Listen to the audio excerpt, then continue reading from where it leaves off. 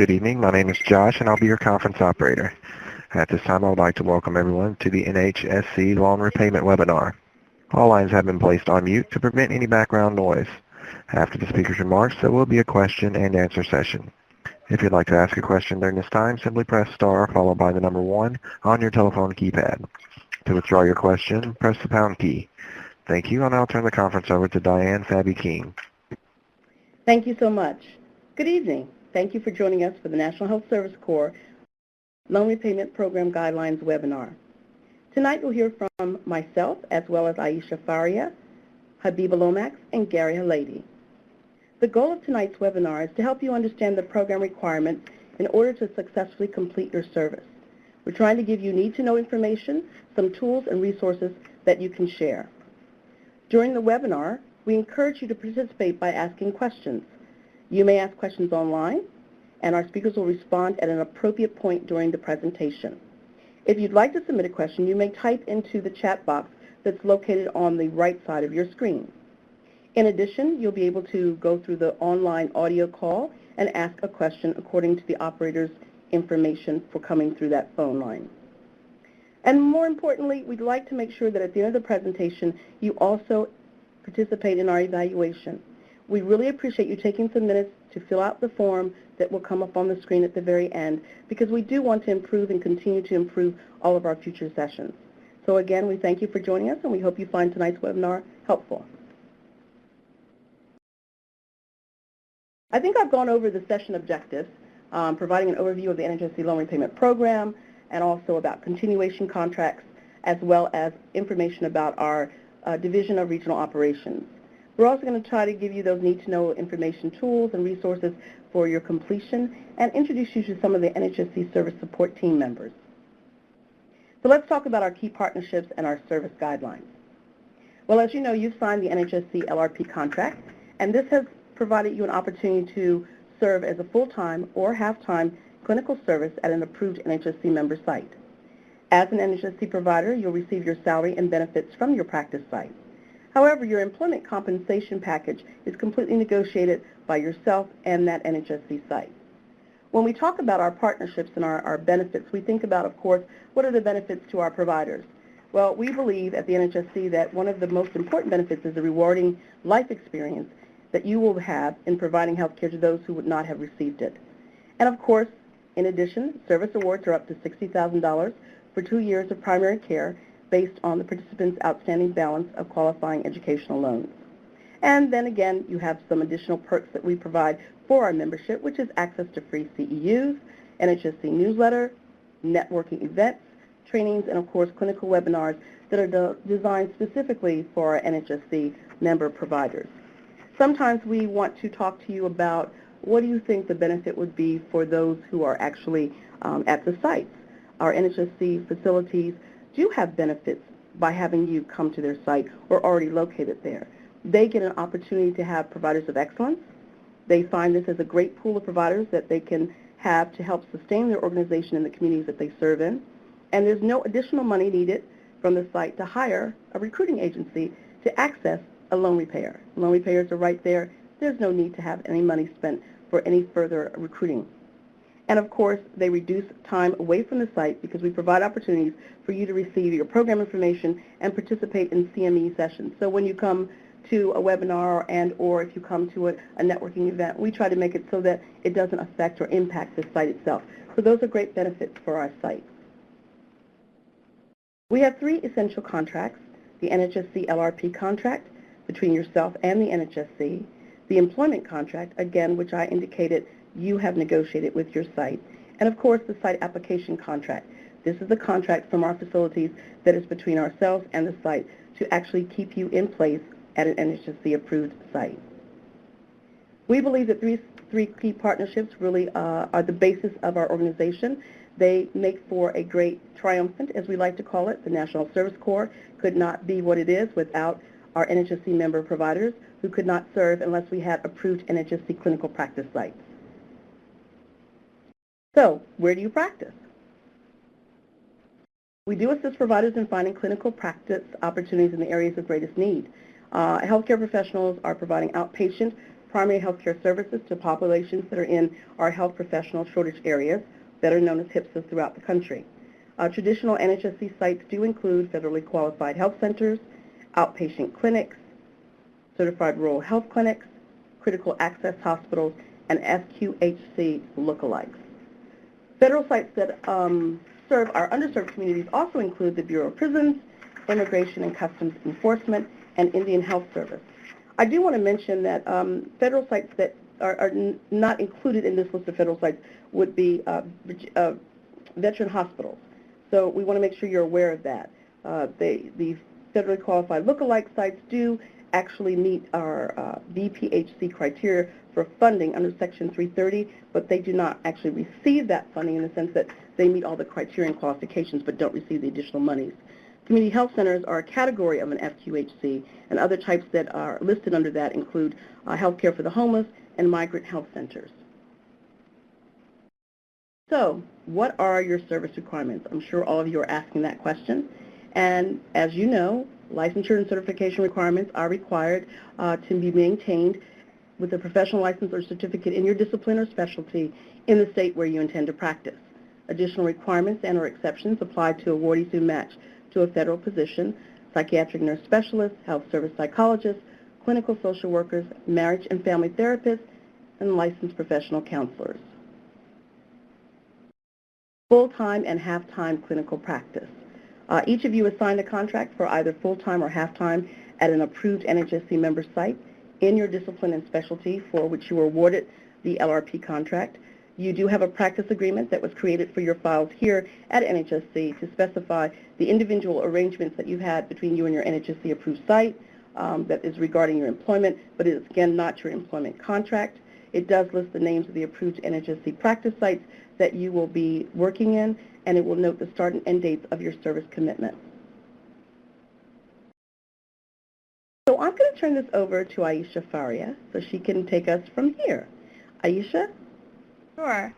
Good day, everyone, and thank you for joining the call. My name is Aisha Faria. I'm a team lead in the Division of Program Operations Customer Service Branch. My division is primarily responsible for monitoring your in-service experiences, from ensuring that you're completing your in-service verifications to receiving and reviewing and processing your service requests such as transfers, suspensions, additional site requests, or simply to answer questions that you may have about your service obligation. So as Diane mentioned earlier, I'll be talking to you today about your service requirements. I'll be talking also about the customer service portal as well as the in-service verifications and service requests. There's a lot of information that I'm going to be sharing today, and all of this information can be found in the application program guidance, I promise. I'll try to be succinct in my description of your service requirements and definitely will be available to answer questions after we have presented. And I will also provide you the website address where you can find the application program guidance at the end of my presentation. So full-time service requirements, and I know that we've already gotten a question about this. For the purposes of your National Health Service Corps service commitment, full-time service is defined as working a minimum of 40 hours per week. So if you've signed up for a full-time service commitment and you are a medical doctor, a nurse practitioner, a physician assistant, a non-pediatric dentist, or a dental hygienist, you must work a minimum of 40 hours a week. Of those 40 hours, you must spend at least 32 hours providing direct patient care at your approved site. And of course, your approved site must be an outpatient setting. The remaining 8 hours of that week can be, but is not a must, can be spent providing clinical services, teaching and or performing practice-related administrative activities. So if you wanted to perform your full 40 hours required for the National Health Service Corps, providing direct patient care, you may do so. Teaching or doing administrative activities for the National Health Service Corps is not a required activity for the National Health Service Corps, although it might be required by your site to do. So I just wanted to clarify that. For the purpose of the National Health Service Corps credit, you cannot exceed 8 hours a week performing clinical services or teaching activities and admin work. So all of these things combined cannot exceed 8 hours per week. So you're trying to hit 32 hours, at least 32 hours a week with direct patient care, and the remaining 8 hours can be performed. You can perform clinical services or teaching activities and admin work combined. And sorry for repeating, but I just wanted to be clear about that. So let's talk about OBGYNs, family medicine physicians who practice obstetrics on a regular basis, providers of geriatric services, and certified nurse midwives, as well as pediatric dentists. You may work a minimum of 40 hours a week, or you must work a minimum of 40 hours a week, I should say. And of those 40 hours, you must spend at least 21 of those hours providing direct patient care at your approved site. The remaining 19 hours of that week can be spent providing clinical services for patients in alternative sites as directed by your assigned site. Of these 19 hours, you can spend 8 hours or less teaching and performing practice-related administrative activities. And in this case, you cannot exceed 8 hours a week performing teaching activities and performing admin work. So these two things combined, you cannot exceed 8 hours of doing that. Of course, your site may have you doing these things for 10 hours, but for the purposes of the National Health Service Corps credit that you want to receive, we cannot give you service credit for performing more than 8 hours of these kinds of activities. The exception here, though, is if you are performing teaching activities in a teaching health center, in a HRSA-funded teaching health center, you cannot exceed 20 hours. So you can go up to 20 hours in teaching activities if you are teaching at a HRSA-funded teaching health center. A few more important things to note for full-time service with the National Health Service Corps. You must work 40 hours a week for a minimum of 45 weeks per service year. The 40 hours per week may be compressed into no less than 4 days per week. No more than 12 hours of work may be performed in any 24-hour period. Time spent on call does not count toward the 40-hour week. Hours worked over the required 40 hours per week cannot be applied to any other week. And you have 35 days of allowable absences per service year. These absences include all time you spend away from your site that prevents you from working the required 40 hours a week. This includes vacation days, sick days, holidays, continuing professional education, or any other reason. Now I'll talk a little bit about half-time service requirements. For the purposes of your National Health Service Corps service commitment, half-time service is defined as working a minimum of 20 hours per week. If you have signed up for a half-time service commitment, you are a medical doctor, nurse practitioner, a physician assistant, a non-pediatric dentist, or a dental hygienist, you must work a minimum of 20 hours a week. Of your 20 hours, you must spend at least 16 hours providing direct patient care at your approved site, which must be an outpatient setting, of course. The remaining 4 hours of that week can be spent providing clinical services, teaching, and/or practice-related administrative activities.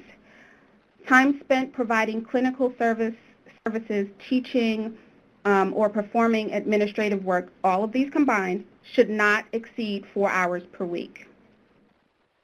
If you have signed up for a half-time service commitment and you are an OBGYN, a family medicine physician who practices obstetrics on a regular basis, a provider of geriatric services, a certified nurse midwife, or a pediatric dentist, you must work a minimum of 20 hours a week. Of the 20 hours a week, you must spend at least 11 hours providing direct patient care at your approved site. The remaining hours of that week can be spent providing clinical services for patients in alternative sites as directed by your assigned site. Of these 9 hours, no more than 4 hours can be spent on teaching activities and performing practice-related administrative activities. A few more important things to note for half-time service with the National Health Service Corps. You must work a minimum of 20 hours per week, but not exceed 39 hours per week, for a minimum of 45 weeks per service year. The 20 hours per week may be compressed into no less than 2 days per week. More than 12 hours of work may be No more than 12 hours of work may be performed in any 24-hour period. Time spent on call does not count toward the 20-hour week. Hours worked over the required 20 hours per week cannot be applied to any other week. You have 35 days of allowable absences per service year. These absences include all time you spend away from your site that prevents you from working the required 20 hours a week, including vacation days, sick days, holidays, continuing professional education, or any other reason. Now I'm going to talk about your service requirements if you are working at a critical access hospital. A critical access hospital is a nonprofit facility that is located in a state that has established with the Centers for Medicare and Medicaid Services, or CMS as I'll call it, a Medicare Rural Hospital Flexibility Program, has been designated by the state as a critical access hospital, is certified by the CMS as a critical access hospital, and in compliance with all applicable critical access hospital conditions of participation. Only physicians, psychiatrists, physician assistants, nurse practitioners, and certified nurse midwives may serve at critical access hospitals for the National Health Service Corps program. If you have signed up for a full-time commitment at a critical access hospital, you must work a minimum of 40 hours a week. At least 16 of the 40 hours must be spent providing direct patient care at the approved critical access hospital outpatient ambulatory care setting. The remaining 24 hours can be spent providing direct patient care, teaching or performing practice-related administrative duties in the critical access hospital's skilled nursing facility or swing bed unit. Administrative duties cannot exceed 8 hours a week. Teaching cannot exceed 8 hours a week unless the teaching takes place in a HRSA-funded teaching health center. In this case, teaching cannot exceed 20 hours per week. If you have signed up for a half-time commitment at a critical access hospital, you must work a minimum of 20 hours a week. At least 8 of the 20 hours must be spent providing direct patient care at the critical access hospital outpatient ambulatory care setting. The remaining 12 hours can be spent providing direct patient care, teaching, or performing practice-related administrative duties in the critical access hospital's skilled nursing facility or swing bed unit. Administrative duties cannot exceed 4 hours a week. Teaching cannot exceed 4 hours a week. And because I mentioned teaching activities so many times, it begs the question, what do you define as teaching activities? So for the purposes of the National Health Service Corps program, teaching activities to qualify as clinical practice require you to provide clinical education to students and residents in their area of expertise. All teaching must be conducted at a National Health Service Corps approved service site. And the clinical education may be conducted as part of an accredited clinical training program. It may include the clinical supervision of students, residents that is required in order for that student resident to receive or maintain a health profession license under state law, or include mentoring that is conducted as part of the student resident experiences and rotations in community health search program, the Health Careers Opportunity Program, or the Center of Excellence Program. And again, I just want to reiterate that teaching activities are not required for your National Health Service Corps service obligation. The reason why we have introduced teaching activities or admin activities is because you work in the real world. Your sites are going to probably want you to do these things, and we want you to have some flexibility in completing your National Health Service Corps service commitment to do some of these things. So again, while they're not required, you can do these things under the guidelines that I just presented. And one other thing about teaching activities, if you're providing the service while a student or student-resident observes you, the time should be counted as direct clinical care, because at that point you're not teaching, well, you're teaching in a sense, but you're not teaching, you're treating a patient, so that can be counted as direct patient care. Next, I'll talk to you about our customer service portal. The online customer service portal is an electronic web-based customer service system that can be accessed anywhere via the web at www.nhsc.hrsa.gov. If you don't remember anything else about this presentation, I just want you to remember what I'm about to tell you about the customer service portal, because you will need it to access pretty much everything about your service obligation. It will also help you to get the answers you need to questions that you may have about your service. And if you currently do not have a customer service portal account, please log on to the website www.nhsc.hrsa.gov to create one. The customer service portal is a service available to you 24 hours a day, 7 days a week, and allows you to contact us at your convenience. The thing is that we only work Monday through Fridays, so we aim to respond to your inquiries posed in the customer service portal no later than 2 business days from your submission, and that's what we aim to do, and hopefully we can meet that objective. The customer service portal serves as a central location for you to access information and submit information related to your National Health Service Corps service.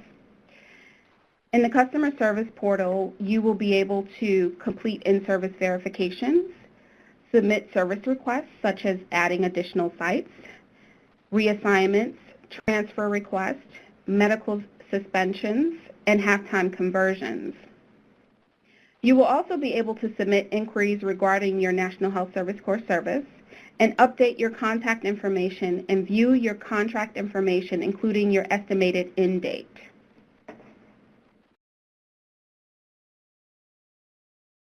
The in-service verification that I keep talking about, this is probably one of the most important aspects of allowing you to let us know that you are completing your time. It's a tool used by us to verify your service commitment.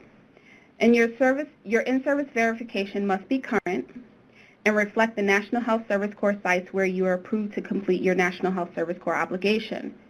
The site that appears on your in-service verification is the site that you are awarded, and if this information is incorrect on your in-service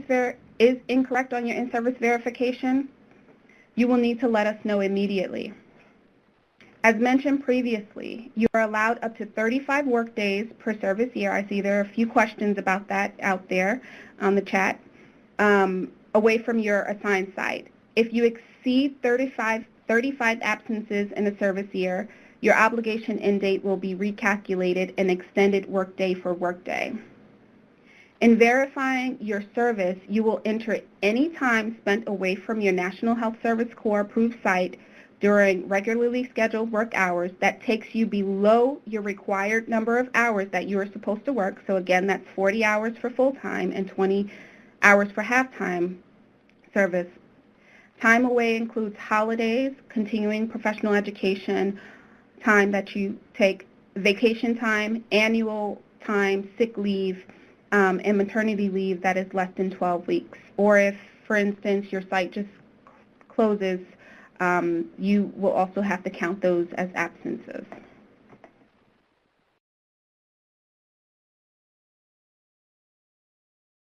So how do you submit this in-service verification that I speak of? It's completely electronic, and it needs to be completed in the customer service portal, which is why you need to set up a portal account if you do not currently have one. Typically, the verifications are released on the first day of the month after the verification time period end date, and is usually requested from you every 6 months. I know that sounds complicated, but let me give you an example. If your first in-service verification spans from February 12, 2012 to August 11, 2012, that in-service verification will become available in the customer service portal on September 1st, 2012. So you will receive an email notification that the verification is due, so you don't have to continue to just log in to try to see if it's there. We will send you an email letting you know that it's there and ready for you to complete. So please, please, please don't ignore emails that you receive from the National Health Service Corps. And also please ensure that there's a functional email address listed in your profile in the customer service portal so that we are sending the notices to the correct address. To access the in-service verification, you will need to log on to the customer service portal. Under your activities, and there's a screenshot there up on the presentation. Under your activities, you should see the verification that is due. You would click on that verification to open it, and then you would enter the time away from your site within the time period specified on that particular in-service verification. It will ask you a couple of other questions, including, is the assigned site correct? And on that in-service verification, you will also be able to say, no, this address is not correct for my service site.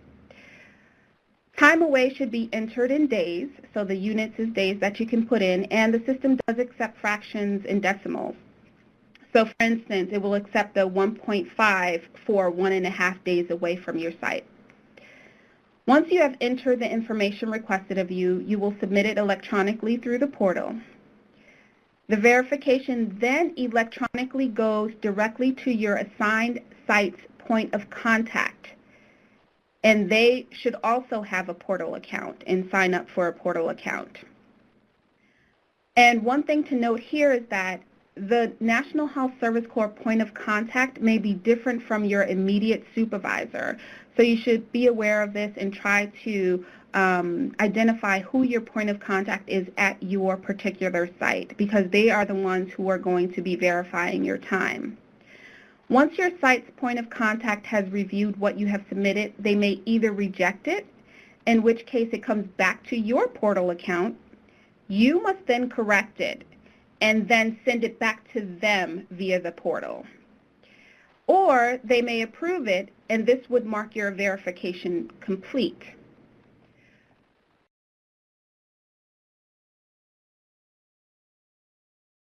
To reiterate, completion of the verification is completely electronic, and it's a two-step process. Both you and your site must enter information in order for it to be deemed complete. You will continue to receive email notifications about the verification until it is completed by both you and your site. If you have done your portion of the verification and you continue to receive email notification, that means that your site probably has not completed their portion of the verification. So your first order of business is to contact your site's National Health Service Corps point of contact to see if and why they have not completed it. It is imperative that you submit your in-service verifications on time. If you do not, this makes you non-compliant and you can risk being put into default. But I know that won't be anyone on this webinar. So now I'll talk to you a little bit about submitting service requests. As mentioned previously, you will be able to submit service requests through the customer service portal, another reason why it's so important. If there's anything that you need to change about your current commitment, typically this is initiated through a service request. So this includes if you want to add additional sites to your site assignment, moving to another site within your organization, or move to another site within your organization. So many times organizations have a network of sites, and they may need you to move on a permanent basis, or they may need to split your time between sites on a permanent basis. While the National Health Service Corps cannot interfere in the business decisions that the sites have to make, we do need to have it on record that you have been asked to move to another site, And it is at the discretion of the National Health Service Corps to give you credit towards your service obligation to work at those sites. And the reason for this is we need to ensure that the sites you are going to are actually National Health Service Corps approved sites. The misconception is if one site in a network is National Health Service Corps approved, then they all are, and this is not true in all cases. Therefore, it is imperative that you contact the National Health Service Corps and get written approval from us before you move to another site. There may also be a situation where you may need to transfer to another National Health Service Corps approved site outside of your current site. Maybe, your spouse is being transferred to another state for job-related purposes, and you need to also transfer your job. You may need to transfer to another National Health Service Corps site in order to complete your obligation. You must submit a formal transfer service request through the portal for this kind of service request. And here are the important things that you need to determine as you put in a request to add sites or be reassigned or transfer sites. If you're awarded at a site with a HPSA score in your discipline of 14 or above, you need to transfer to another site with a HPSA score in your discipline at a 14 or above. And these are for new applicants for the 2012 cycle. Another type of service request is a suspension request. You may need to request a suspension due to a medical emergency or a personal emergency that will result in an extended period of absence. Please keep in mind that all suspension requests are not guaranteed. Also, if you are granted a suspension, your service end date will be extended accordingly for your time you were out on suspension. In all cases of service requests, the National Health Service Corps will ask for certain documents to be completed and sent to us for review. The sooner you get the documents to us, the sooner we can review your request. Service requests can take 30 to 60 days, sometimes more, to review and get a final determination. So please keep this in mind as you plan. Please be advised that if for any reason you are not working at your National Health Service Corps assigned site at any time, you are out of compliance and you may be recommended for default. This includes if you leave your site without prior written approval from the National Health Service Corps, if you lose your license or your license becomes restricted or encumbered, if you get terminated from your site, if you resign or refuse to renew your employment contract, whereas you wouldn't be able to finish out your service obligation, or if you refuse to accept a site assignment from the National Health Service Corps, if you're not working full-time or if you're not working part-time as per your National Health Service contract terms, the list goes on here, and hopefully you would never find yourself in those situations where you would be facing default, but it does happen. And we do understand at the National Health Service Corps that circumstances may present themselves that are sometimes unfortunate or out of your control. What we ask you is just to keep the lines of communication open so that we can document what is happening with your case, what is happening with you. The worst thing you can do is fall off the face of the earth and not call us and not contact us to let us know what's happening. We can figure out with you the path forward if you keep us aware of what is happening. So half-time conversions is another kind of service request. There may be a circumstance where you may need to convert from full-time to half-time service. So once you request to be converted from full-time to half-time service and you are approved to do that, you will not be allowed to return to full-time service within that service obligation period. If you switch to half-time service, your remaining service time will be doubled. For instance, if you have 200 days remaining on your full-time contract and you switch to half-time, you will have to provide 400 days of half-time service. Those working under a private practice option or PPO agreement are not eligible to convert to half-time service. Additionally, if you are currently half-time, you cannot switch to full-time service.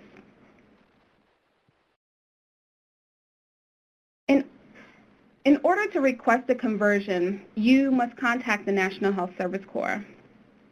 First, you must get approval from your site that they are allowing you to go from full-time to half-time service.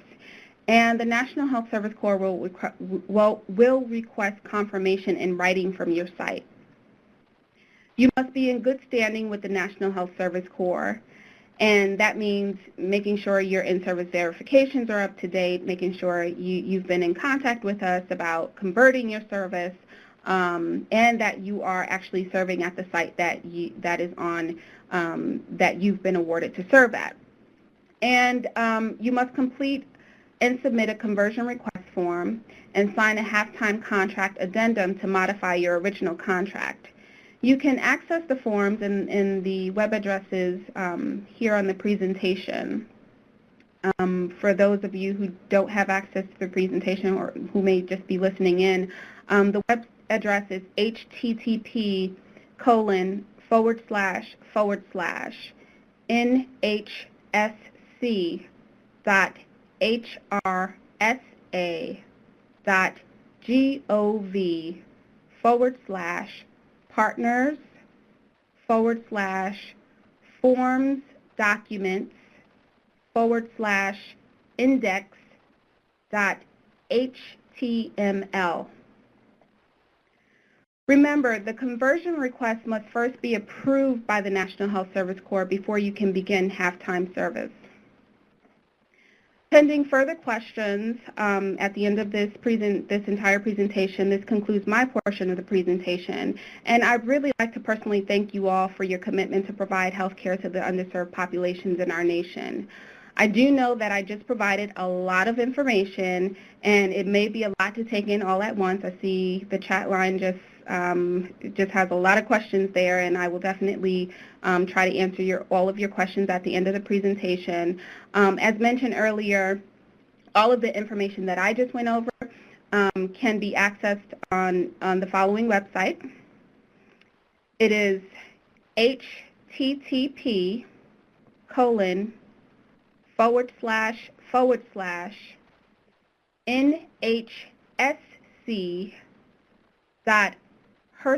that's HRSA.gov/LRP/APPLICATIONE.PDF. I will now turn the presentation over to my colleague, Habiba Lomax.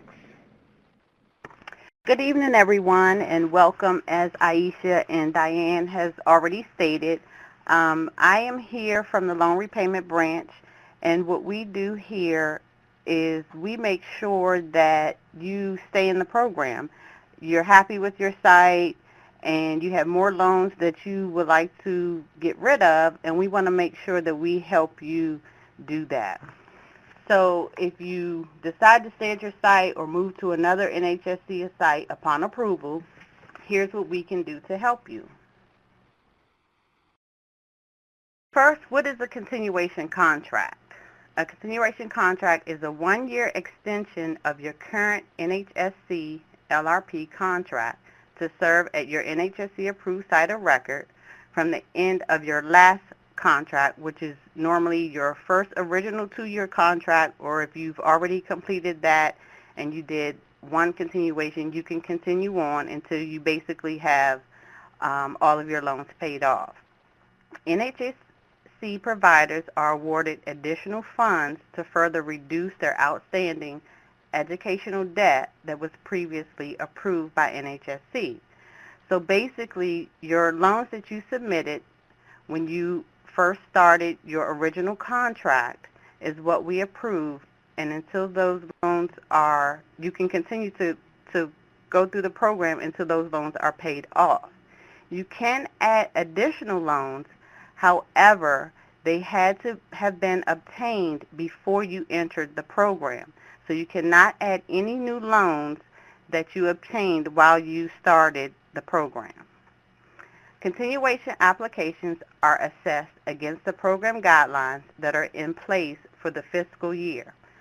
Our fiscal year runs from October 1st to September 30th, for which you will begin your extended service. Award levels are dependent upon the most current award schedule that is in place at the time you are eligible. Please make sure from fiscal year to fiscal year you read that current guidance, because information, numbers, amounts, award amounts, things can change from year to year. So you want to make sure you read the most current guidance for that fiscal year. Whether your service will be executed in full or half-time status. How to apply for a continuation contract. This is something new for our fiscal year 2013, where we have implemented a deadline to apply for a continuation. Eligible participants must complete applications during your designated application cycle. The application cycle for each participant is based on your official service end date at the time you are eligible. So again, this information can change from year to year, so you must check your guidance so you can see what time is for you to apply. So for example, if your end date was to fall between September 30th, 2012 and December 30th, 2012, you can apply anywhere from July 1st, 2012 to October 18th, and so on.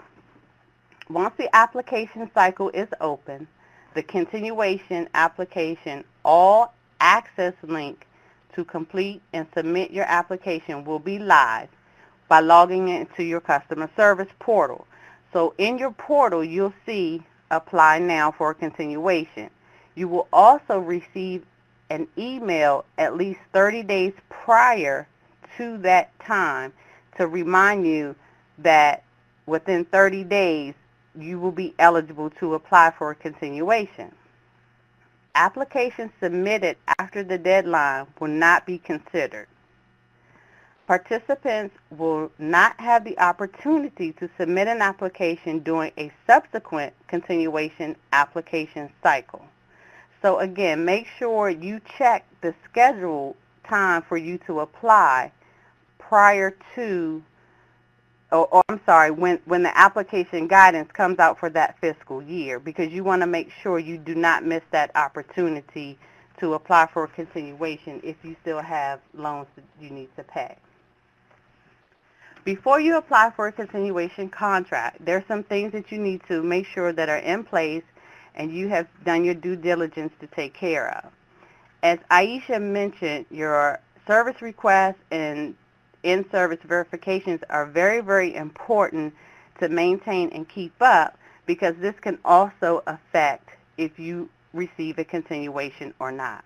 If you have any service requests outstanding, requests for transfers, reassignments, suspensions, and they are pending and have not been completed, you will not be eligible for a continuation.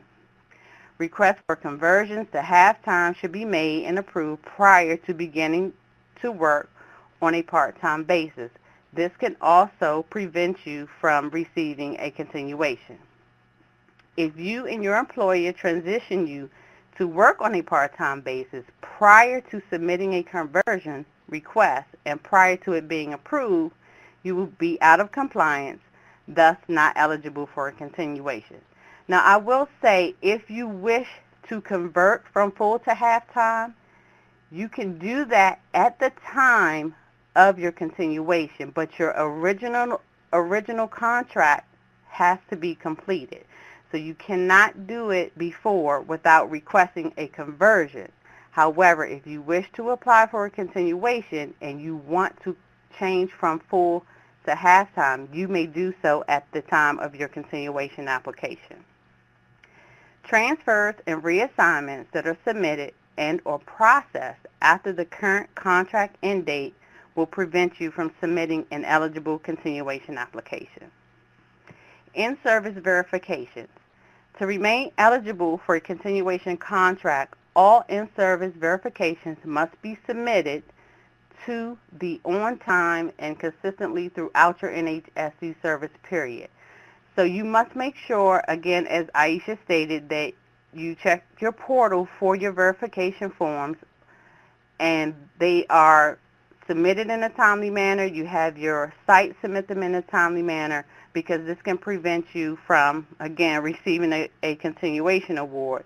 Anything that's not submitted before the end of your contract end date can prevent you from, again, receiving an award, and you don't want something small like that to happen. A note, before transferring, moving to a different site, or reassigning participants, NHSC must, again, approve this, which Aisha has iterated to you, and you want to make sure that you're letting us know these things, again, because it can affect your receiving an award. Also, before you apply for a contract, continuation contract, you want to make sure that through the portal, you verify and update all your contact information. Sometimes we get married and things like that, names change, phone numbers change, and that can affect when you apply for your continuation. If information doesn't match or we need to contact you, you can also miss out. You want to read and understand the program guidance. I cannot stress this more, again, because the guidance can change from fiscal year to fiscal year. So you want to make sure that you read and you understand all parts that pertain to your discipline and specialty, as well as the service, in-service part, and the applying for a continuation. View all application and tutorials. Gather the required documents prior to submitting your application, because you want to make sure that you have all of this information before you apply, because again, if you're trying to do it at the last minute and you don't have everything, that can prevent you from receiving an award. You want to click on the link to complete and submit your application, and then you begin the process. After verifying that your application is complete, a program analyst will contact you to provide one-on-one assistance. This analyst will take you from start to finish of the application. If you have any questions, you have any updates, you want to know what's going on with the application, your analyst will be there to provide that, as well as the portal. The portal will update you each step as your application moves from one part of the process to the next. The portal will give you updated information. If you need support, again, Aisha gave you our the NHSC website. You can contact us there. The best way is through the portal. Submit all of your questions. We'll get back to you within the 2-day time frame, and we'll be able to answer your questions in a more timely manner. Eligibility requirements. Applying for a continuation contract requires the same criteria as the NHSC loan repayment program. Before applying, be sure to do the following. Now, I don't want to scare you. It's not as lengthy as it is when you first started the program. However, we do need to make sure that some things are still in place when you did originally apply. So you must remain at the site of record. We will verify that your site is still an NHSC approved site. You want to work with your site administrator to recertify your site on time. Clinicians don't know that there is, with some sites, they can expire, and you want to make sure that you're not waiting to the last minute to have that site recertified when it's time for you to apply for a continuation. If your site loses its NHSC approved status and it is not recertified prior to submitting your application, you will not be eligible to apply. You want to review the most current NHSC LRP service guidelines. The NHSC published a new program guidance annually. This guidance is normally published by October 1st, which is the first day of our fiscal year, and it will have all the updates, changes based on your input and recommendations made by the public health community. You want to understand your health professional shortage areas, which is also known as a HPSA. You want to verify that your HPSA data is up to date according to your discipline and specialty, because a site can still be approved and have a mental health HPSA, and you could be a dentist, and it may not have a dental HPSA, which means you would not be eligible to apply. So you want to make sure that your HPSA is designated for your site. And again, if your site loses its HPSA designation and is not redesignated at the time you attempt to submit your application cannot be processed. NHSC providers must meet all eligibility criteria as stated in the program guidance for the year you will begin to extend your service. The most current versions of the following documentation is required. So currently, when you go to apply for a continuation, we're going to ask you for some information. We want to see your updated lender statements for the loans that we originally approved, a disbursement report, and or an NSLDS 8 summary report. And again, these were things that you originally submitted. They're very easily obtainable, and you just upload them straight through the portal. We want to also have you to complete an employment verification form. The employment verification form will be completed by you and your site administrator or CEO and signed off by your site administrator and or CEO. All service requests for transfers, reassignments, suspensions, and conversions to full or half-time must be made and resolved prior to submitting your application. Sorry to be redundant, but again, this information is very important. You want to make sure that you're in compliance, because if you want to continue to serve and get those loans paid off, all of this information must be updated. Proof of payment.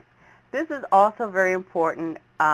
Verification that all dispersed NHSC award funds were applied to the educational loans that were previously approved by the NHSC loan repayment program. So the funds that you received you must show proof that those funds were applied to the loans that we approved. You cannot have applied them to loans that we did not approve, or that will make you ineligible. So one, they must be submitted by all NHSC participants, regardless of whether the service was completed in the recent or distant past. So if you do not come in for a continuation and you decide to come back 3 or 4 years as a new applicant, if you were a participant in previous years, you will still need to show proof of payment. Payments should total the total award amount that you received when you submit your continuation application.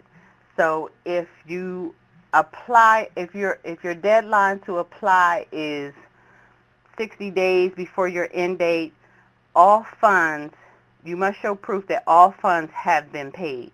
So you cannot say, well, you still want to have 2 months left to pay to total the whole $60K or $50K, whatever you receive. You must show the full amount at the time of application. Participants who have used awarded funds to reduce the balances of loans that were not approved by the NHSC are not eligible for a continuation contract or any other BCRS programs in the future. These are some important reminders that I just want to go over again, and I'm sorry to sound like I'm just continuing to repeat myself with the same things over, but these are very important points, because especially if you are applying for a continuation and you want to get additional funds, it's very important to remember certain things. So again, participants apply during their open application cycle only, review the most current NHSC LRP service guidelines. The NHSC publishes a new program guidance annually with updates and changes based on your input and recommendations made by the public health community. So we do get your input when we're putting this guidance together and making sure that it suits you and best fits you, because you all are the ones out there on the front line. So we want to make sure that everything is conducive to your working environment. Continuation contracts take effect once your current contract is completed. NHSC LRP award funds are not taxed by the federal government. Make sure you consult your tax professional for answers to guidelines in your state. Apply for continuation every year until you no longer have eligible student loans with outstanding balances. The NHSC fiscal year runs again from October 1 through September 30th of the next year. Time away from service may extend service beyond a fiscal year. And I believe Aisha also explained that. So if you were due to receive an award, your end date is in 2012, however you went past, and that pushes you over to 2013, you're still eligible to apply for a continuation, but it'll just be that next fiscal year, so it'll be as if you kind of missed a year. So again, as Aisha stated, I also would like to thank you for your service, and thank you and congratulations to you, and welcome you to the National Health Service Corps, and I will now turn it over to Gary Halady. Okay, thanks. Hi, I am Gary Halady. I am the Regional Supervisor for the Bureau of Clinician Recruitment and Service. For Region 9, this map here shows that we have 10 regional offices, and in the next few slides I'm going to summarize very briefly what we do in relation to the National Health Service Corps.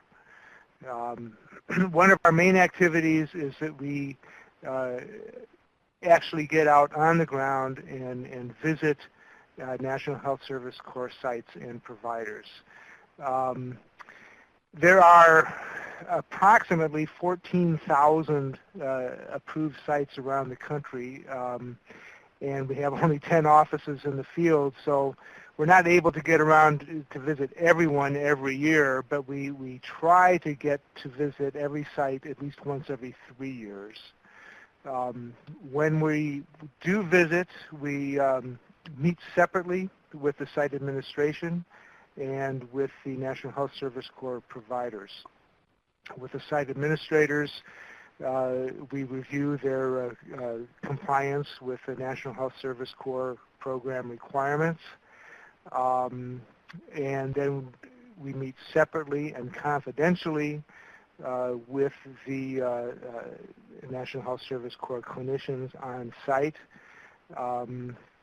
to talk with you all about the program requirements, any updates in the programs.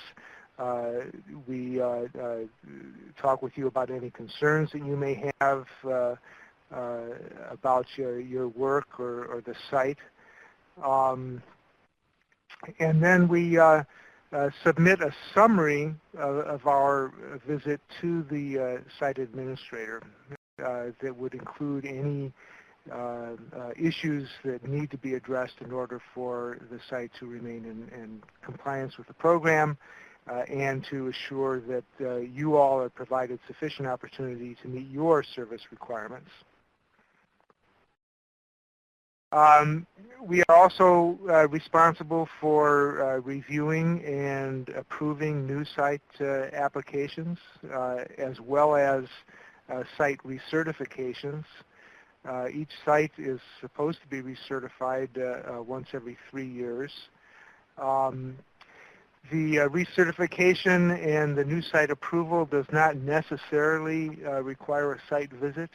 but sometimes it does. In particular, any private practice site that is submitting for a new site approval must have a site visit before that approval can be granted. Finally, we work with scholars and loan repayers to help with site placement. Scholars, they need to find a suitable site prior to completing their training. We work with them to help identify options and help them sort it out and get their paperwork in. Now, for you loan repayers, we usually get involved when, for one reason or another, you're looking for someplace else to go. You want to transfer. And we help steer you in the right direction to find what sites may be eligible for your continued service in areas that you're interested in. Finally, we do get out and promote the program in various settings. We're always happy for invitations if you all are involved with activities where there's an opportunity for someone to come talk about National Health Service Corps and our programs. We're happy to do that and encourage you all to let us know when those kind of opportunities come up. This is a list of the regional supervisors. Each one of us has a staff of analysts that we work with that have particular expertise for each state. So we're available when you need us for these issues that I just described, and also if for one reason or another you may get frustrated or confused with any aspect of the program, we're a good reference source, and we can help you find your way through the processes to get where you want to go. So I think that's all that I had to say, and I'll turn it back to Diane. Thank you, Gary, and thank you, Aisha, and thank you, Habiba. As you can see on the screen, we have information on how you can contact us. It can be by phone, by fax, by email, or through our website, and of course, always through our portal, which is a very good tool that, as we've said, is available to you 24 hours.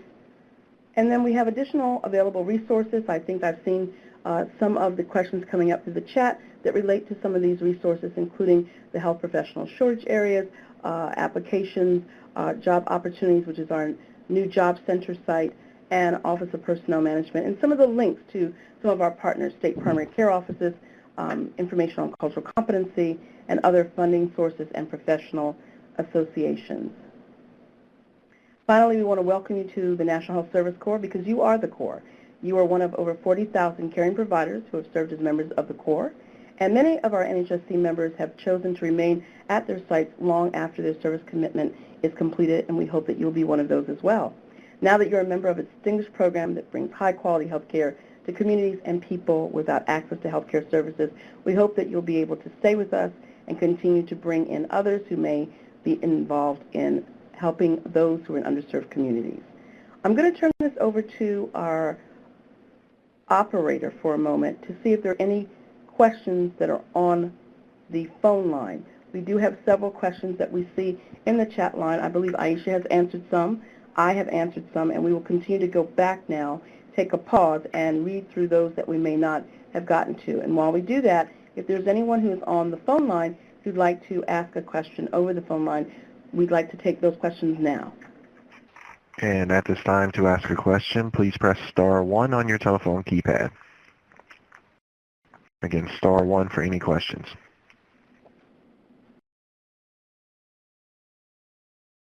And you have a question from the line of Danielle. This is Evgenia.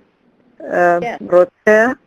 I have a question. They didn't give me vacation last year, the full vacation. I just took two weeks vacation before that I was eligible before July 1st. So they said, no problem, you're not going to lose anything, you can take this year. If I'm going to take it this year, that will be counted into 35 days, so it's going to be considered, if that's what I'm supposed to receive last year will not be counted in that 35 days. So I'm going to ask Aisha to take that question.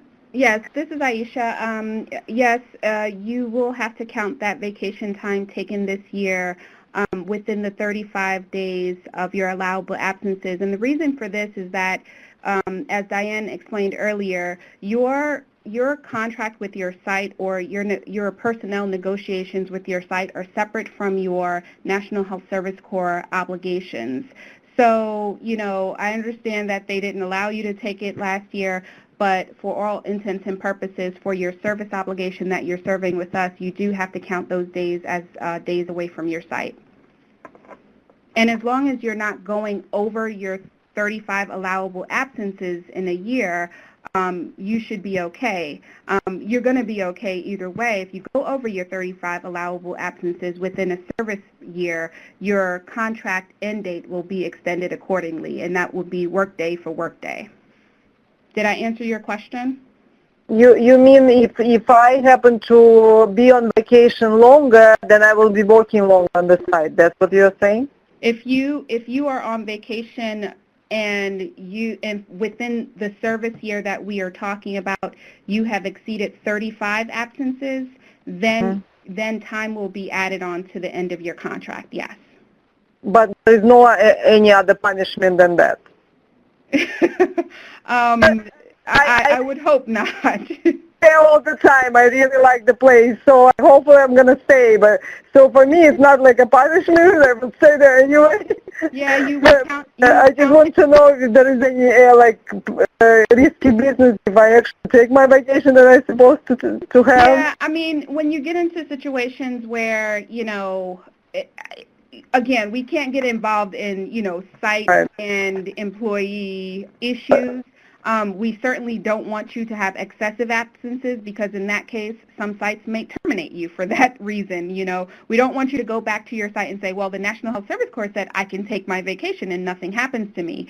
It's a delicate balance that you have to before I even consider anything like that. Yeah, you have to weigh it out. Thank you, Aisha. We appreciate you taking the question. There was one more question. Yeah. Yes. It's about everyone probably want to know. How is the organization going to have a portal the same as we do? How they already have a portal? It's officially established with you guys, or we somehow have to introduce them to this? Your site point of contact would need to go onto the website that I mentioned, and they would have to go to I am a site administrator link, and they would have to register in the portal. So they would have a separate portal account from you. Got it. Did you get that answer? Does that help you? So if there is a site administrator link, does it show in under our portal, or when they enter, because we all have our access, we have our ID number, or I mean the password, they don't. So how are they gonna? You would not have access to their portal account. What happens when they set up a portal account, they're setting it up with their UDS number and their email address. So as long as they are set up as the point of contact within our system, it will link all of the positions that are at their site, all of the National Health Service Corps participants who are assigned to that site will come up under their portal account, and that's how they will see which verifications are due, and that's how they will complete your verifications. Thank you, Aisha. I'm going to have to ask that we move on to the next set of questions that may be online. We also have a few that are holding on the conference call. So I'm going to ask a question that came in early from the online chat, and then we'll go back to the call-in. There is a question: does a psych nurse practitioner fall under the mental health guidelines of 21 hours on-site direct clinical? And I answered that question on a chat. So the psych nurse practitioner is considered a psychiatric nurse specialist. So yes, they will be under the same guidelines. All right. Let's go back to the online calls. Are there any other calls through the audio portion? Yes, you have a question from Quandra Whaley. Oh, yes. I have a question. So if I did, like if I refinance my student loan and is now lower than what I originally submitted, what happens with the funds? Quandra, could you turn down the sound on your computer, please? Okay. Let's see. Okay. Okay, we can hear you better now. Thank you. So if I refinance them in the process when I applied for the loan and now it is lower than the amount of what was given, like I could actually pay it off and there would be money left? This is Habiba. I just want to make sure I'm understanding what you're saying. Are you asking? Because what I did was I got them all combined to one thing, and so when I refinanced it, after I submitted it to you guys, it's now lower than what was originally submitted. So I got actually more money than what I actually owe on student loans. Okay. So that's a crazy one. Oh no. How did they waive or take, the interest off? Okay, so they took the interest off. So basically, you have more fund. We sent you more money than what your payoff is. Yes. Okay.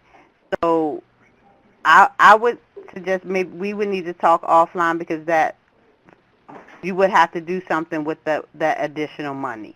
Okay. So I can give you my email address. Okay. Habiba, is it possible for her to put that through the customer service portal? That would be wonderful. Then she could give more specific details. Exactly. If we could give her the details, right, because exactly. Okay. That's the best way to go, Quandra. If you also, and in your customer service request, you could actually say, I spoke to Habiba Lomax, and maybe you could have them circulate it to her directly. Okay. Got it. Thank you. Okay, thanks. Are there any other calls to the audio portion?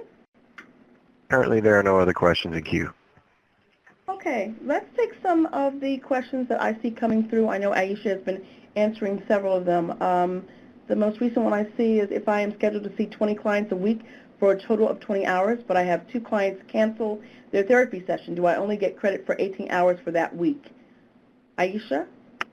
The answer is unfortunately yes. You would have to count if you're half-time and you're not making the 20 hours a week, any time spent not providing direct patient care or doing some of the other activities is going to have to be counted as time away. Does that answer the question? You can say it on the chat line if you want to. If it does, please let us know. I believe they said yes, it does. Okay. Okay, I think there have been several questions, again, which Habiba referenced around if my portion of loan repayment is less than what I received the actual amount for, what do I do? So I do think, Habiba, do you want them to put those questions through the customer service portal? Yes, submit a service request through the portal and we'll handle it on the case-by-case basis because we need to find out or decide, look at each case different. Let's see. Okay, Aisha, I see there are some questions around no-shows. Because they don't have control over no-shows. So what do they do in that case? If they are, I guess, mental health specialists, if you could say that you are a mental health specialist, let us know. No, some of them are in primary care. Yeah, I mean, this is a common question that we get all the time, and, unfortunately, there's no trick or good answer that I can provide you. If you are not meeting those hours as specified during my presentation, then you would have to count that time as time away from your site. And I know it happens all the time, the no-shows. We get this question all the time, but that time does have to be counted as time away.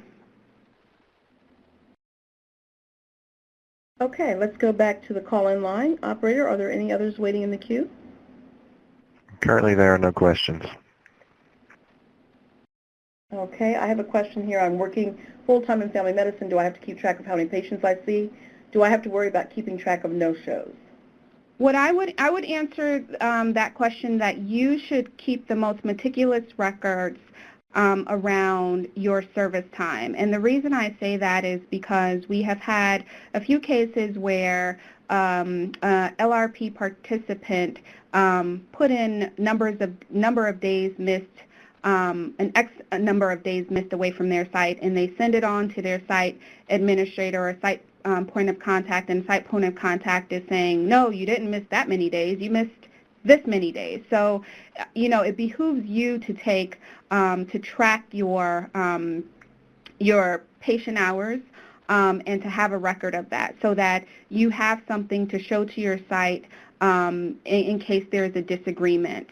And, again, the National Health Service Corps can't get in the middle of those kinds of disagreements. We really would like the participant and the site to really hash out the days away. What we could provide you is guidance on what does count as days away or time away and what does not. Okay. Let's see. I saw another question about if your point of contact is no longer at the site. You should let us know about that immediately.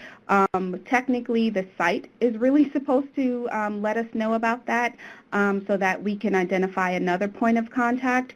Sometimes that does not happen, so it ends up where the participant is the person who's letting us know because they need to submit an in-service verification, and there's no one on the site side able to verify it or identify to verify it. So if that comes up, definitely pose a question through the customer service portal, being specific about not knowing whether there's another point of contact or giving someone else's name who may know another point of contact, as well as their phone number or email address if you can. So put a question in through this customer service portal, and we will try to track down another point of contact. And Gary might have some other ideas because he works in the regions about the points of contacts and how we get those points of contacts updated in our system. Yeah, another way to do it would be to just give us a call and we can enter points of contact directly into the system on the phone call. Mm-hmm. We have a question here, Habiba. This one says, how do we handle the payment to our loan company? Do we make one lump sum payment or pay interest and principal monthly? If we only make monthly payments, how can we pay down the loans of the award? We have several questions related to that. If you could address that, that would be helpful. Yeah, the best way is to make the lump sum payment, which would and then provide us proof that that payment was paid. However, we can't control what your lender requires you to do as far as interest and principal. If they require you to make monthly payments, then you can do that as well. However, the completed award amount has to be paid, again, within your 2-year contract, or if you're going to apply for a continuation, it must be paid by your continuation application date. Some lenders will let you make a lump sum, and then you don't have to make any more payments, but some still will require a monthly payment even if you make a lump sum. So that is something that you would definitely have to work out with your lender. Thank you. I'm going to answer one of the questions that is online through our chat. It is asking if there will be a conference this year or if they can attend a conference. This year we're hosting webinars. This is one of our first webinars, and it's going to be recorded, and it will be housed on our website at a later date. But yes, we will be holding webinars for the rest of this year, and hopefully if you would like to join another one, you will have that opportunity. You'll get an announcement via email and announcements on our Facebook and on Twitter so that you can see when we're going to hold the next one. I understand there are some people who may be on hold through the phone line. Operator? Yes, you have a question from Danielle. Hi, Danielle. Hello? Maybe it's not Daniel, it's Evgenia again. Okay. Go on. It's again back to the portal. The employee has to use the same website, www.nhsc.hrsa.gov, to go to the INA site administration and open the portal. So in order for you're saying your site administrator to get into their site portal, yes, they can go to that website, which is our website, and then they can click on sites, and then there will be instructions from there to get into their or to create their portal access. Got it. Thanks. You're welcome. Are there any other calls? Yes, you have a question from Sonia. Hi, Sonia. Hi, yes. I am in the mental health field, and so I have a question. I'm a full-time participant, and I know of the full-time hours. I have to see 21 patients, which that's never a problem. The question is of those 40 hours, I know there's 8 hours that are considered to be like clinical service. I guess that's like doing that progress notes and things like that. Of those 8 hours, like in my schedule, can I block out, up to 8 hours where I'm allowing myself time to do that and not see patients during that time? Or is that something that I have to complete out, make sure that I'm booking patients all the 40 hours, and then the remainder of the time I'm doing those progress notes kind of at home? And are those counted towards the 40 hours? Hi, this is Aisha. The way you organize your schedule is really completely up to you and your site.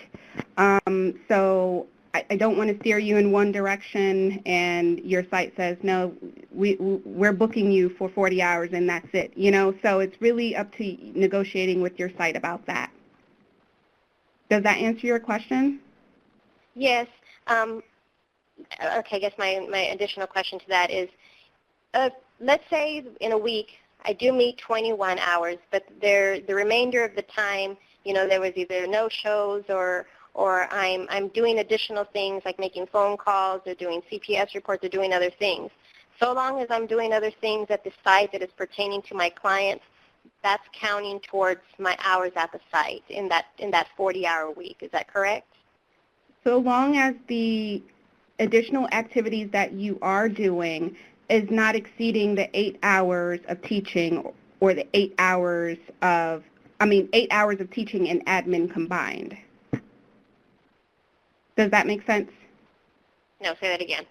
Okay, so you said that you would be doing other things within the 19 hours, but within those 19 hours, you cannot go above 8 hours for teaching and admin activities combined.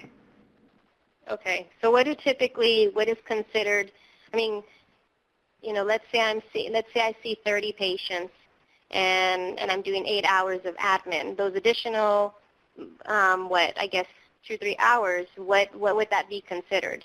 Like just I would be makeup time? Like I'm on site, but maybe I'm not necessarily doing admin, or I haven't seen a client because they no-showed. Are you asking what are the hours considered that don't fit in the buckets of admin or clinical services or direct patient care? Yes. I don't have an answer for you for that because the categories we have are direct patient care, clinical services, practice-related administrative activities, and teaching activities. So maybe a more expanded definition of what each of one of those things means could help you. And so yeah, I think that would be good. I'm going to just ask you to pose a question through the customer service portal so that we can provide that to you. Okay. Okay.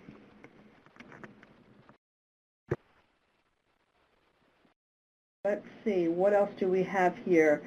Someone asked about their service period. I think it's been responded to, that they can check that in their profile in the customer service portal. And we have a question, do I need to do administration time or can I just do 20 hours of patient care? I am a part-time participant. Aisha? I'm sorry, can you repeat that, Diane? Do I need to do administration time or can I just do 20 hours of patient care? I am a part-time participant. Yep, administration time is, for National Health Service Corps purposes, is not a required thing, as well as teaching. So yes, you can do 20 hours of patient care. I'm going to go to the call-in line. Do we have any questions on there from the Yes, you have a question from Jessica. Hi. I am a family practice PA, but I provide family practice services to mental health patients.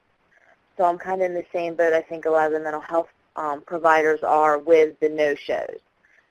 With the 32 hours of the direct face-to-face time, we have patients scheduled for an hour. Sometimes it will go over, especially with the initial appointment. Do I just keep track of how long each appointment is to prove the 32 hours face-to-face? Or is it an average each week, or is it just going off of what I have on my schedule?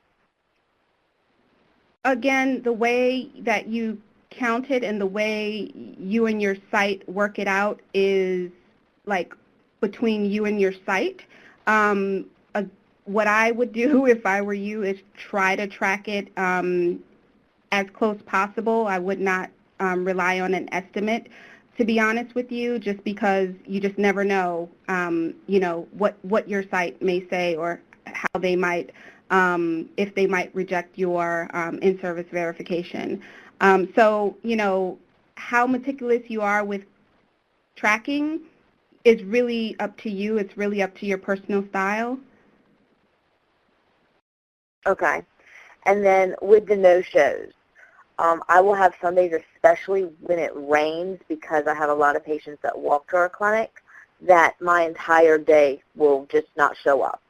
I mean, we get a lot of rain on the shore, so is this something that may eventually cause me to have to, like if I end up over the course of the year not having that direct face-to-face 32 hours, you know, more than those, and it extends past those 7 weeks that we can take off, will that automatically just extend the contract out or extend my service agreement out, or do I need to do something else so I don't get into default for not having my time in?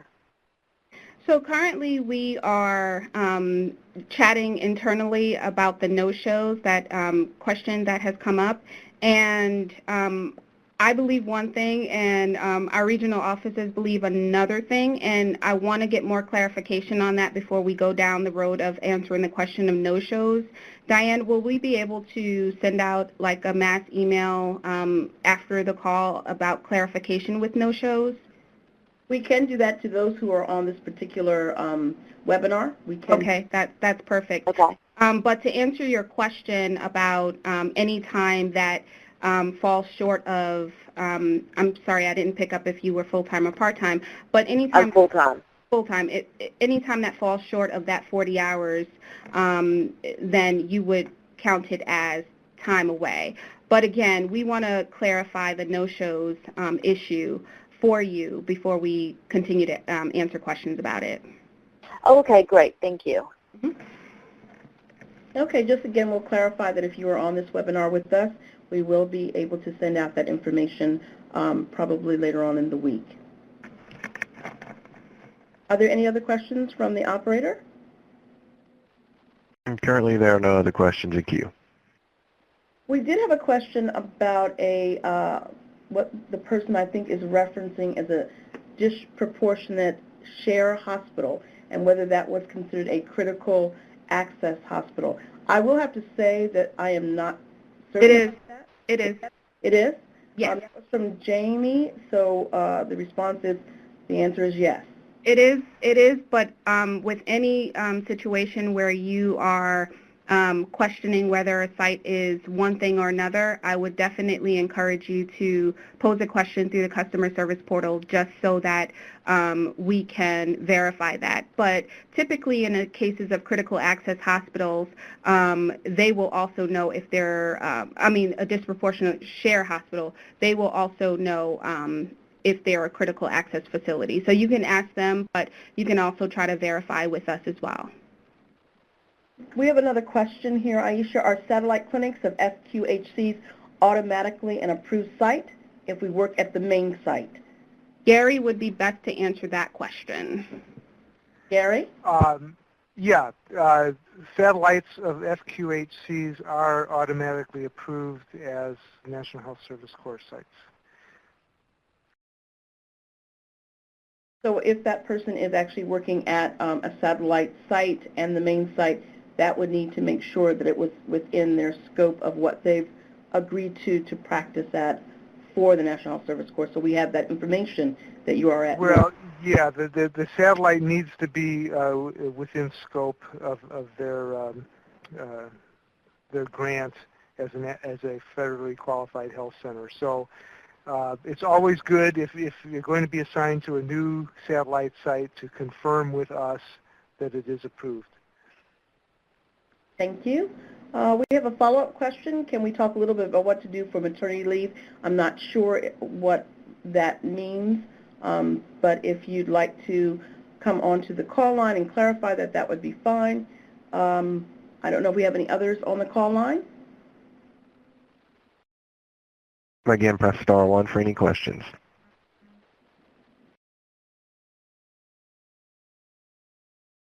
And you have no questions currently. I see a question that's coming up on the chat line asking about a verification form. We no longer use a form, and it's done completely online now. And the questions that are on the form, I know a lot of you are anticipating, well, what does this form look like, or what does it look like? What are we going to be asked? It's going to ask you how many days away from your site how many days you spent away from your site, basically how many days you were absent within the 6-month period, or whatever the time verification is on the in-service verification. It's also going to ask you if your practice site address is correct, or your practice site is correct. And it's also going to ask you whether you performed services as per the clinical service definition that we all talked about earlier about your minimum hours. So those are the 3 questions. It's a very basic form, and those are the 3 questions that are going to be asked of you. It's not going to ask for a breakdown of your direct patient care, and then of your teaching, and then of your admin activities if there were any. I see that we also have some questions regarding notification via email about the payment disbursement, or just continue to check bank accounts for purposes of the entire group. Habiba, do you mind answering that question, please? No. Can you repeat the last part? I didn't hear. Are we notified via email about the payment disbursement, or should we just continue to check our bank accounts? Okay. Typically, I would say yes, check your bank accounts. However, funds are normally dispersed approximately 90 days after your start date. So if your start date was in August, you can expect your funding no later than the end of November. So you will not receive an email or anything, letting you know that the funds have been sent out. But again, I would start checking your bank account in 90 days after whatever your start date is. Okay. We're at about 8:40. We are going to give this 5 more minutes so that we can try and answer as many questions as possible. If anyone would like to have a question answered, please go through the call-in operator or type in your question. We hope to get to it. And if not, we do encourage you to put your questions through to our customer service portal. It's very important that you use that accessible tool. It is available to you at any time. So if we're not able to get to your question this evening, we do encourage you to put that question through to the customer service portal, and you will get a response within a 24-hour to 48-hour period. Let's see, do we have anyone on the call? Yes, you have a question from Alex. It's actually funny. Once I put in that I had a question, you answered it, so I think I'm taken care of. Okay, thank you. You also have a question from Jeannie. Hello. Can you guys hear me? Yes. Yes, we can hear. Okay. I just had a question about maternity leave. If it's, I plan to usually take 12 weeks during maternity leave. Do I need to report that before I leave for maternity leave, or just put it on my 6-month verification as far as hours away from the site, or how does that work? It really depends on the state you're in and how much time they usually allow for maternity leave. But I'm assuming in your case, because you're saying 12 weeks, that it's 12 weeks. So yeah, for FMLA, it's 12 weeks. Okay, so if it's 12 weeks and under, you would put in an inquiry through the customer service portal and say, hey, I'm going to be on maternity leave, and give us the dates that you're going to be on maternity leave. You would also have to provide a letter from your doctor letting us know that you will be on maternity leave, and we will just put it in your file so that we know that you're on maternity leave, and then you would count those days away from maternity leave on your in-service verification. And sometimes your maternity leave might span 2 verifications, so you have to make sure you account for all of that time that you were away from your site. Once you're back at your site, we will ask that you submit a letter from your site saying that you are back at your site in the day that you began back. We are going to put up the evaluation. I hope that you all will be able to check the responses there. We want to make sure we can provide more webinars and make them as informative as possible. We can still leave up the chat. You can still connect through that. And while we're getting up the evaluations, if there are any other calls on the call arm, we will take operator.